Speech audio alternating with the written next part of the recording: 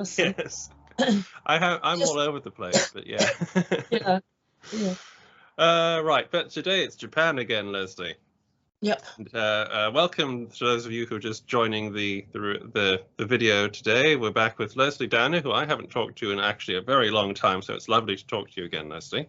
Yes, great. And you were just showing me the various editions of your new book, Yep. The Shortest History of Japan. So how many do we have with us today? We have the Australian edition, which is Lovely. the first one. It was the Australian publishers who published it. And that came out in April. Then we have the American edition, which has been edited for Americans and came out in July. And then we have the English edition, which came out the latest, therefore has been corrected completely, and there are absolutely no mistakes. In fact, there are no mistakes in any of them anymore. They've all been corrected. And this one actually has extra pages. For a start, they have maps, which I'm very happy about. They have lots of maps, 6 maps. And the English one, but it has 16 extra pages of stuff. Now here we are. Here's one on, like, for example, on Zen gardens. Oh, lovely. So it has extra pages with extra, mainly cultural material about things like Japanese food and drink, onsen, which is hot springs, the Japanese house, more about Minamoto no Yoshitsune, something about Tomoe, the woman warrior. So these are all like extra things that were not part of the kind of flow of the history, but the English publishers gave me the opportunity to kind of add extra material, which I'm very happy about. I think it's great. Yeah, that's wonderful.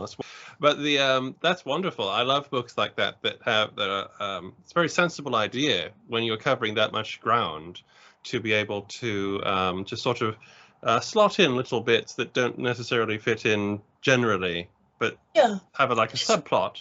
It's sort of background stuff also, because not everybody knows that much about Japan. And a lot about Japanese culture is really, really interesting. So I actually already had stuff I'd put in about the No Theatre, for example, and about tea ceremony. Oh, and about geisha, of course. So, I mean, I think, people like that kind of extra cultural context for what they're reading. I think they do, and just in case anybody watching does not know, and if you come here by accident because you're just interested in Japanese history, then Lesley is the author of some excellent books about geisha, fiction books about the Edo period. I think you probably are could be the leading expert on geisha, possibly. I've had people have asked me to recommend geisha experts, and this sounds terribly immodest, but I actually can't think of anyone except me. Yeah. There is Liza Dolby, who wrote her thesis about it back in the 1970s, but I'm a lot more up to date than she is. And also I've fairly straightforwardly written the history of geisha. And also straightforwardly written about geisha lifestyle, how they live, what goes on at a geisha party, and geisha training. So I've written about all of that. Yeah, I think I probably, modesty aside, probably the expert on geisha at this point. Well, you don't need to tout yourself as this. I completely recommend you as the leading geisha expert outside of Japan, we'll say, or something like that. That does not work in a geisha house. Do please have a look at Lesley's website and have a look at her books. There are novels, as I say. I also recommend the biography you did on Madame Sadayako, which is very good as well, and that's another geisha thing. We actually have our video is not really about geisha. Our previous video, it's about the pleasure quarters of Edo and the courtesans. But do please check that out as well, and you'll see what I mean about Lesley's expertise in this area. Can I just butt in for a second? Madame Sadayako is the story of the woman who was the model for Puccini's Madama Butterfly, and somebody has bought the TV rights. Ooh. And so he is going to make a TV program, perhaps, if he gets the funding. But that happened not that long ago, so I'm a little bit excited about that. I told my agent to get his tux out of mothballs, just in case. Well, may or may not come off, as with all these things. This is true. Well, do please keep me informed about that, because I'll be very interested to see that and help you promote it when the time comes as much as possible. Thank you. We'll need to do another video about Madame Zodiaco if that comes off. And you can tell me who you would cast and things like that. We'll have fun with that. Today, though, because we're tangentially rambling on about some other things, we should talk. We should get back to your book, the new book, which is the shortest history of Japan. This is quite a claim. It's a very bold Australian statement to say we are writing the shortest books about this sort of thing. I feel. But it could be the shortest history of Japan. I have not looked at the records to know to see, but that is such a challenge. So a lot of books on Japanese history, there are big fat books, very difficult to read. Actually, I have read them because I'm very interested, and so I work my way through them, and they tend to be enormous, and they tend to be academic, and they tend to deal with one small segment of Japanese history. Whereas what I have tried to do, what I have been told to do, was to write a book which was 50,000 words long, which is not that long. That's shorter than some of mine. It's shortest. These days, small books are in for some reason. And I also wanted to write a book that everybody could pick up and read and really enjoy and keep reading like a novel. I thought that was really important. So it's not dry, it's not dusty, and I kept the difficult names down. Partly also because, among other things, a lot of these names are quite similar. And Japanese names, alas, tend to be 4 syllables at least, unlike Chinese names that are rather short. So that makes them even more difficult. So I kept the names down as much as I could. But there are some big names, like Minamoto no Yoshitsune, that you need to know because he was so fabulous. Yes. And another thing is that I am crazy about Japanese history. And I love all the colourful characters who run through it. And I wanted people to meet some of those colourful characters. And I also love the stories, and I wanted to tell those stories. So I wanted to get all of that in. So it's not, if you're looking for economics, politics, business, you probably won't find it in my book. But if you're the kind of person that when you think of English history, you think of Henry VIII and his 6 wives, or you think of Charles I having his head cut off, and if you're into that, then you'll probably like my book. I would agree with that, absolutely. As I put in my review, the Japanese historiography is quite challenging for those reasons. And it creates a barrier of accessibility. It's like non-accessibility to people who want to know more about Japanese history, which is a big thing in modern pop culture. You know, Japanese, I don't know, products and news and entertainment is big across the world, and there's not a lot of context for it. But if you want to learn more about it, you are at the mercy of what until very recently has been very academic studies from universities and things like that. I had to read some of those books as well for my book on the end of the Edo period, and they're very tough to go through. They have no mercy on you. You're supposed to just understand the dating system, for instance. Some of them will use the Japanese dating system and not the European one. But your book is written as a series of stories. They're connected together to tell the history of Japan in as short and accessible a way as possible. I wasn't just gilding the lily when I compared it to Basho, because small things. And this is a Japanese concept as well. Small things are beautiful in their own way and can be just as important as bigger things. And I think this is, as you say, the book you need to start your journey into Japanese history with. Carry on. There's a timeline at the beginning that sort of slots Japanese history into the context of world events. So, for example, the 3 great warlords Oda Nobunaga, their 16th century warlords, Oda Nobunaga, Toyotomi Hideyoshi, and Tokugawa Ieyasu, were all born at about the same time as Elizabeth I. And that's interesting, I think. I mean, what was going on, here, but also what was going on all over the world? What was going on among the Maya? What was going on, in Africa? So this is a small book, so there's not massive detail, but there's a little bit of context there. Yeah. And there's also the 6 maps that set Japanese history at 6 different periods into that context. So, I mean, for example, what we now think of as Russia. I mean, Russia didn't exist until the 18th century, 19th century. So that was China. And Hokkaido, the northern island of Hokkaido, was known as Ezo for many, many years. So there's all this. So in other words, I hope you're going to learn a lot from this book, but in a very painless sort of way. Yes. Yeah. And this, like you say, I think that a lot of people have problems with the names and terminology, and I think that these books like this are very important for helping people bridge that gap, because once you get the names into your head and you understand how they work, the more familiar you become with any names in any part of the world, it's going to become easier to read books about them. So that's going to help a lot with this. It's a great book. I loved it. Not just because, and that's not just because I love Japanese history. I don't read enough of it at all, because I spin around the world writing stuff about all sorts of stuff.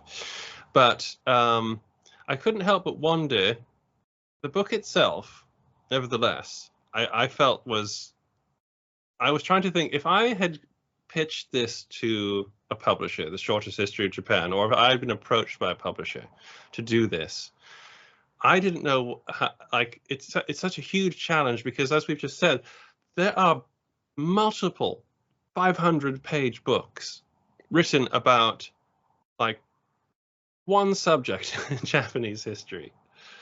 So how did you choose what to tell and what not to tell? Okay. First of all, where to begin? Exactly. This was completely obvious, because the Japanese were the world's first potters. Made the first pottery in the whole world, and I think that is an amazing thing. They weren't the Japanese as such; they were called the Jomon. We call them the Jomon. We don't know what they called themselves, but the first pot is dated to 14,500 BC. And that's a Japanese pot. And these guys, I want to tell you this because it's so interesting. They had come over from Siberia on the land bridge. And when I say land bridge, I don't mean a small bridge. I mean probably as big as England or something. So they didn't know they were going to Japan. They were just roaming around. They were hunter-gatherers. They were hunting, they were gathering, and they strolled east towards the sun. Maybe they were chasing herds of giant deer or something like that. And they found themselves right at the edge of the universe. And then the sea levels rose when the ice age ended and the glaciers melted. And there they were on islands, because the sea levels actually covered up the land bridge. And these islands were unbelievably fertile. They were wonderful. It was a wonderful place to be a hunter-gatherer. You could pluck fruit from the trees. You could hunt boar and deer in the woods. You could take fish from the ocean.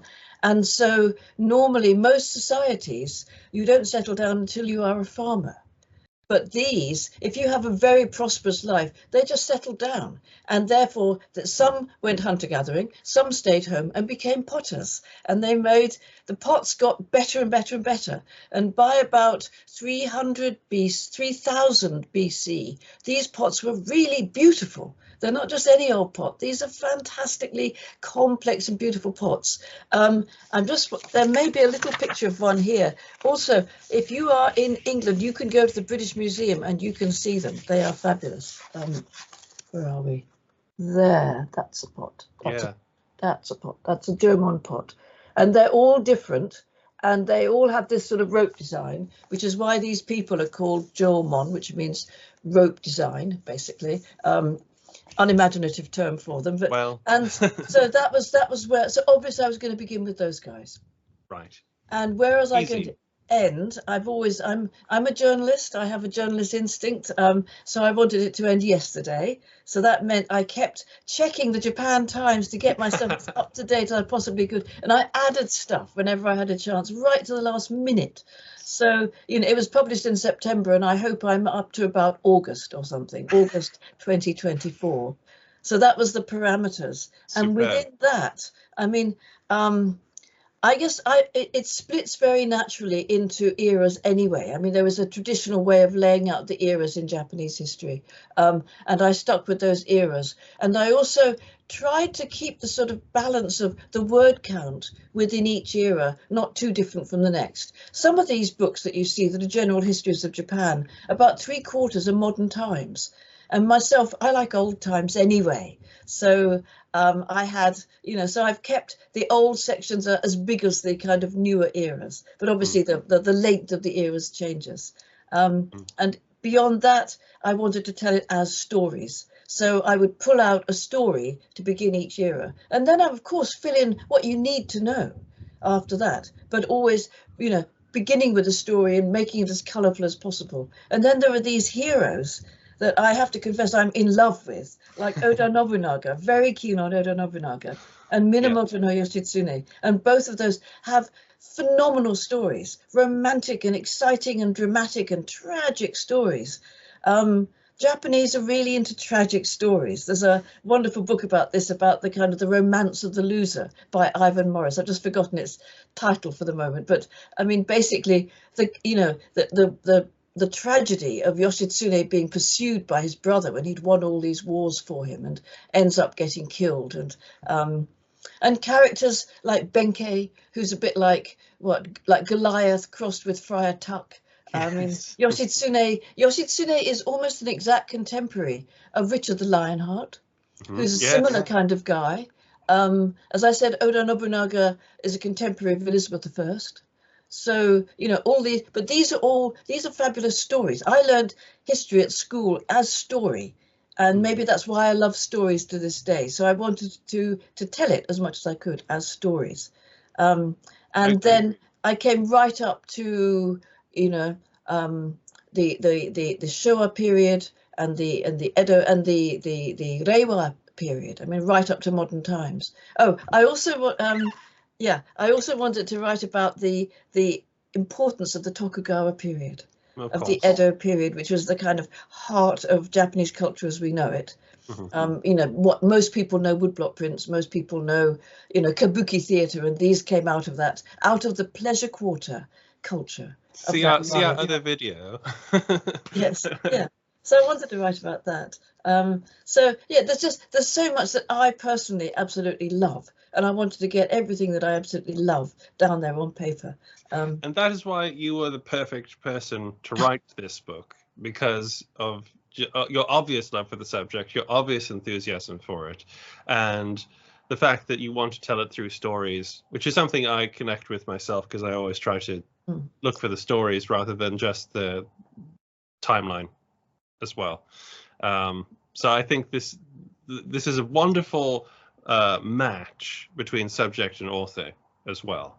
Could I just say a couple of things that are in my book that are not in standard histories of Japan?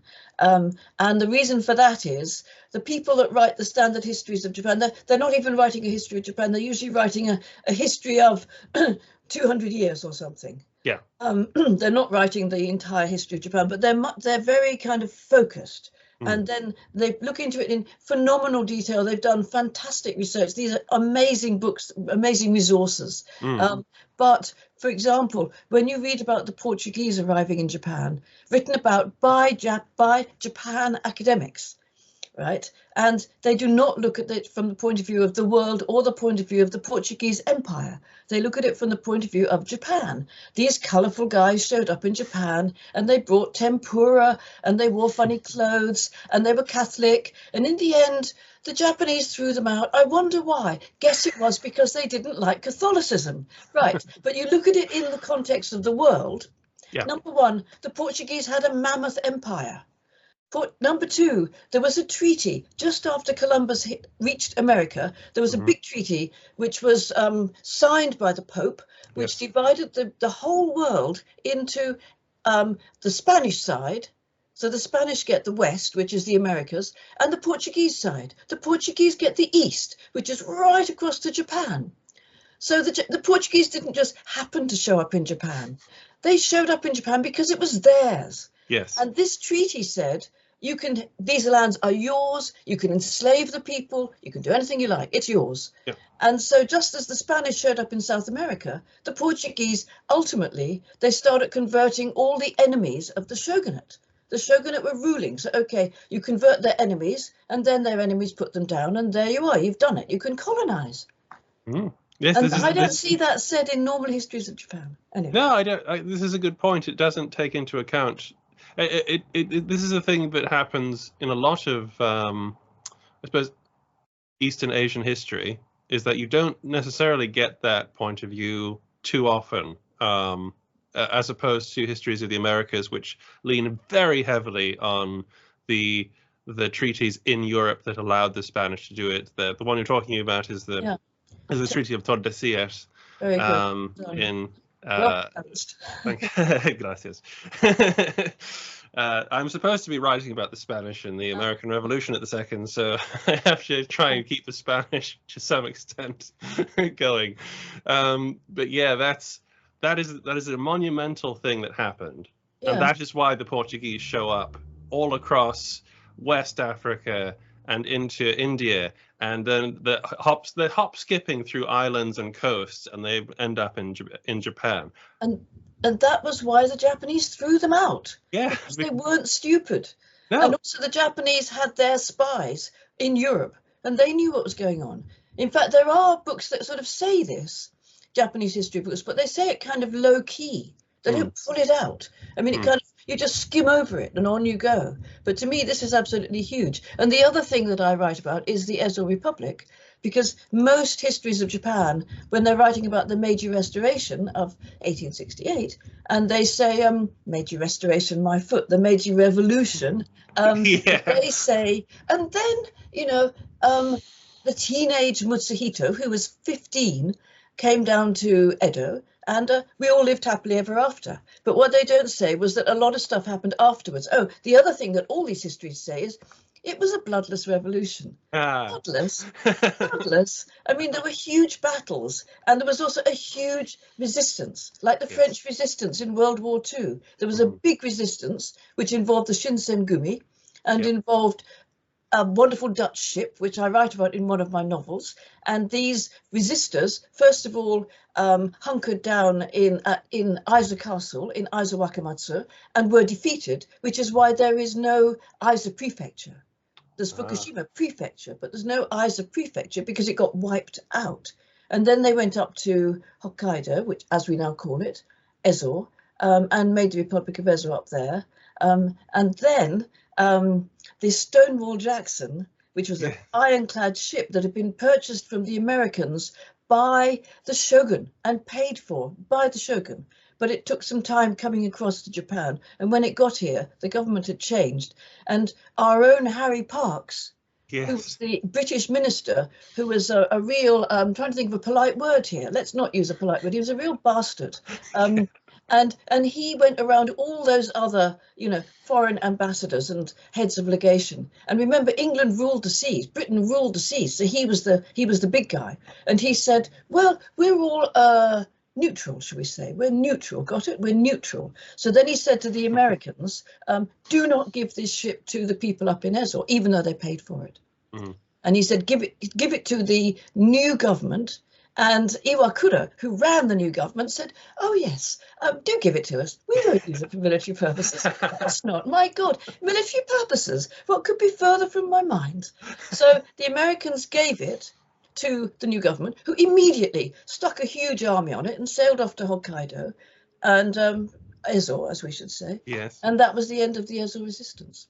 Yeah, absolutely. This is, and I'm getting a weird sort of lighting here. Hang on a second. There we go. But yeah, no, that's entirely it. That's one of the things that I was so disappointed that I couldn't put in my book, because there just wasn't enough room to talk about the Ezo Republic. And one of the things I would love to do if I get the opportunity to write about Japanese history again would be to talk about that resistance and the part played by the international community in it, in this massive revolution that occurred, which was, as you say, not bloodless at all. There's a whole war that occurs about it. And but it's a prime example, if I'm interrupting, of the winners writing history. Of course. The winners write the history books in almost everything you care to look at. Yeah, no, absolutely. And that is such a true statement of Japan and what happened with the Meiji government, because they completely rewrote everything, to make themselves these successes, to make themselves legitimate. And if we're not careful, we can talk for ages about the fall of the shogun, because this is my thing, and you've written lots of books about it as well. We both have a shared interest in this area, but it's back to the book. You put in all these. Carry on. No, okay. I was going to say one of the things I wanted to write about in the book was women's stories. Yeah, you have all these stories. And I was very impressed to see that you had included quite a lot of women's stories, including women at very high, important levels, which, again, is not something you see in a lot of Japanese history. As you say, there's a good reason for some of the guys being really famous. These are legendary figures. They're very important in the passage of Japanese history. But I was so pleased to see that you had included some female rulers, and of course, some of the famous literary and artistic figures as well. Was it difficult to, in this sense, to choose how to give them space, or was it easy, as opposed to like, I more mean in sort of like balancing that word count, like you have these big figures who have to be included, So, and these people some of them aren't very well known. So in a book like this, I imagine it could be quite difficult to figure out how to make sure you get them in, if you know what I mean. It wasn't difficult. I mean, for a start, I start with the sun goddess. Of course. Yes. So we start and end with the sun goddess. We start with a woman. Then, of course, Himiko, Queen Himiko, who was a shaman queen, a very, very powerful shaman who ruled Japan around from about just after Bodhidharma, from around 180 AD for 60 years, and was buried in an enormous tumulus. It's the first tumulus burial, the first coffin. And so she's obviously incredibly important. And the fact she's a woman is neither here nor there. And after her, I didn't name them, I don't think, but there were like 6 empresses. And some of them had power. I did name some of those empresses. Some of them had exciting stories. They had kind of scandals, and one of them oversaw the first case of printing long before the Gutenberg press, around 700 AD. And so I think I was looking for stories, and there were stories involving these empresses. And then obviously, again, it was very easy. Obviously, The Tale of Genji is unbelievably important. That's the world's first novel, and that was written by a woman. And this was a society in which the men, this is the Heian period, so we're looking at between 800 and, say, 1100 AD. And the men are all learning Chinese because they're men, and, we men start learning Latin, and they're writing boring poems in Chinese. And the women are learning kana, the syllabary, so that they can read the sutras, so they can be kind of devout. But these are very sophisticated ladies. They're no way going to just use their kana for that. And so they all start keeping diaries, which is why very funny diaries about what goes on, very interesting diaries, and diaries about their feelings and about their relationships, and quite sad stuff. I mean, there's one, As I Crossed a Bridge of Dreams, is a wonderful book by a Japanese lady, and she writes about how basically women had to hide from the sight of men. And one night there's a man, and he's standing outside on the balcony, I think, on the kind of veranda outside her rooms, and they start talking about poetry, and they have this wonderful conversation, and he's so sensitive, and she yearns for him and loves him, but she can never meet him, never. And that's the end of her story. It's absolutely tragic. Anyway, the pinnacle of this was the tale of Genji, which is it's not Beowulf, which was happening, not that long before. It's not Anglo-Saxon stuff. I mean, the Anglo-Saxons, we over here, we're living in kind of great big houses, great big long halls with smoke coming up. We're busy drinking mead, singing, sort of epics like Beowulf. And the tale of Genji is about relationships, and it's this beautiful, sophisticated, cultured world. So it's the world's first novel. It's like Proust, it's like Jane Austen, and it's written by a court lady. So that was another lady. It's pretty easy, actually. There's quite a lot of women.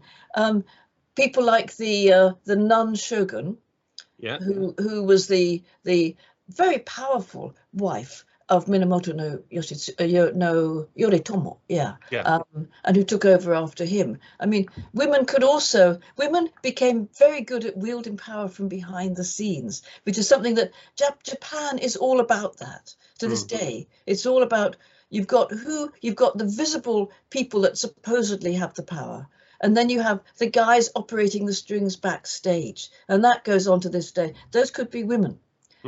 So when I was in Japan, way back in the time of Mrs. Thatcher, Japanese would ask me, so who really has the power in England? It's obviously not Mrs. Thatcher. Who is it?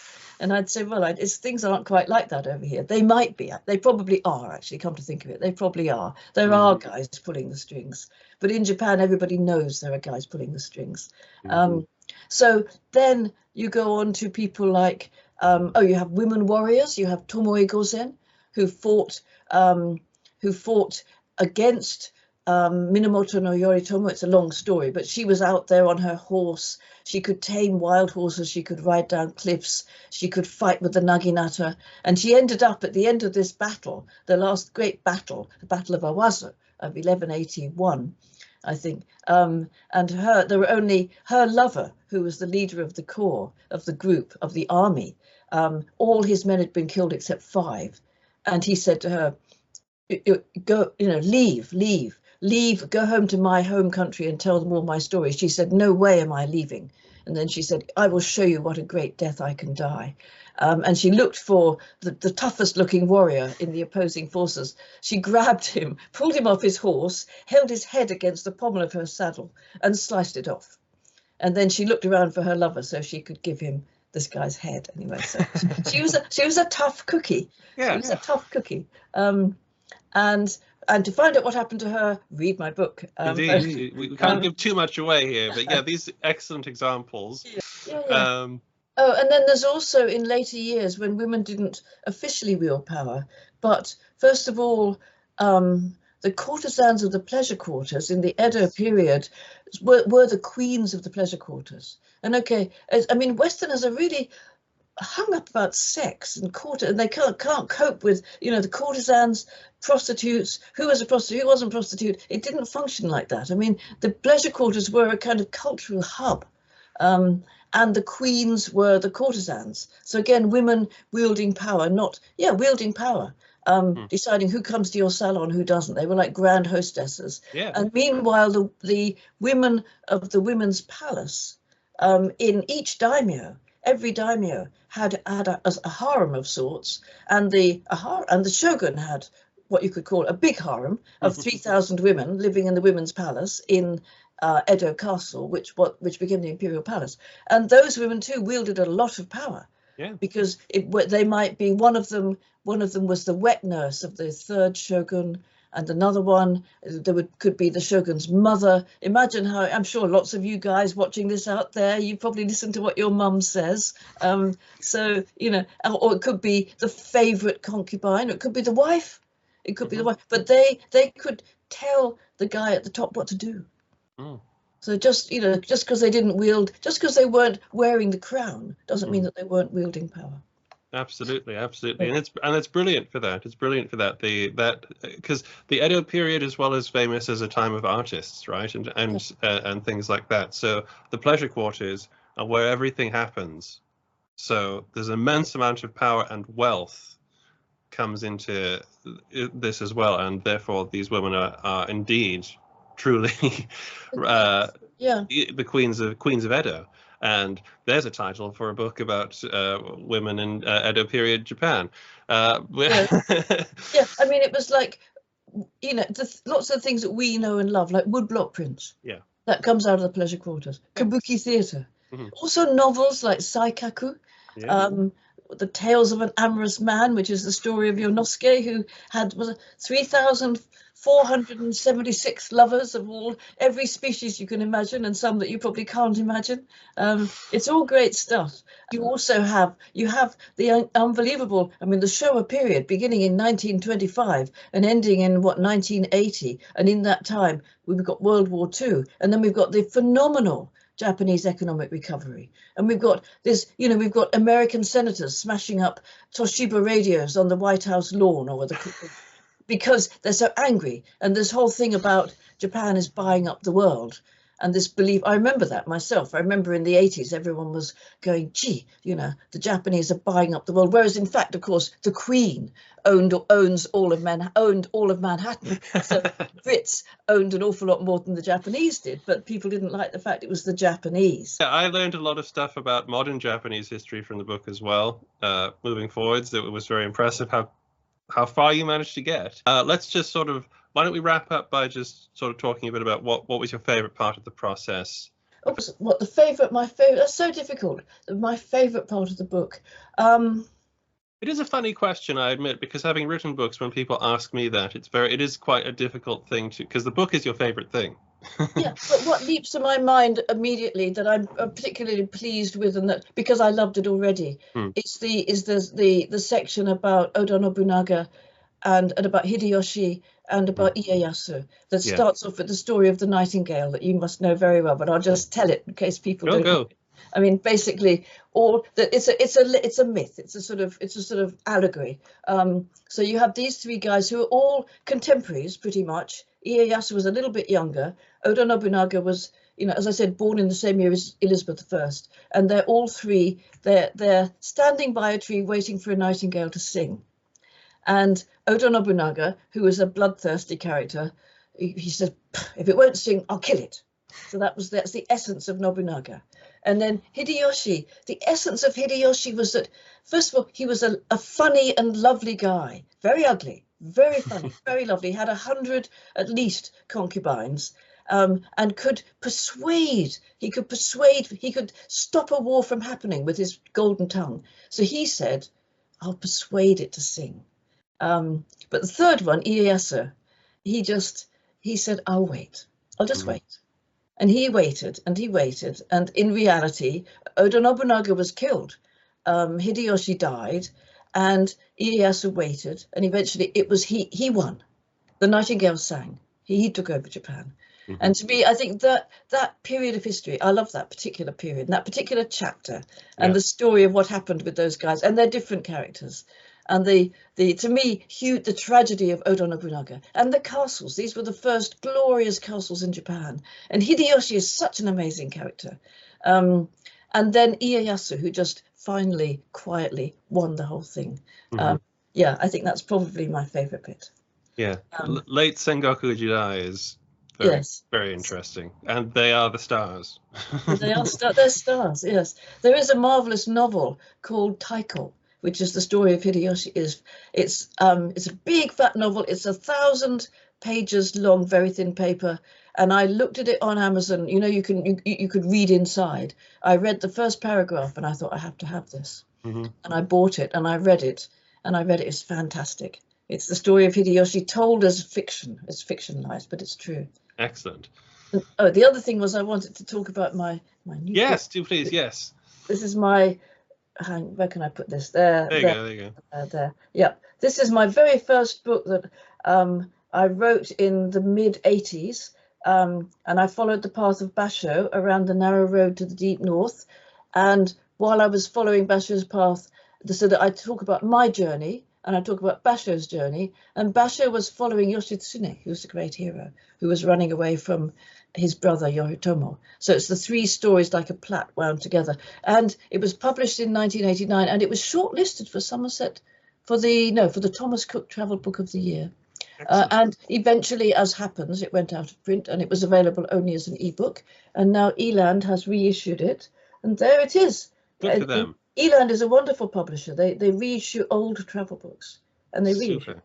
And you can find it on Amazon, and you can also find it in your local Waterstones. Yes, you can. I believe I've even seen it in a bookstore. Actually, I must get it myself, because travel books are wonderful just to read. Even if you're not going to the travel literature is some of the best literature around. Yeah. Actually. Yeah, that's great. I loved writing it, and I just reread it, actually, obviously because it came out, and I hadn't read it for about 40 years. And I think, if I may say so, putting modesty aside for a second, it's quite good. It's quite good, and you'll enjoy it. I have no doubt that it is excellent.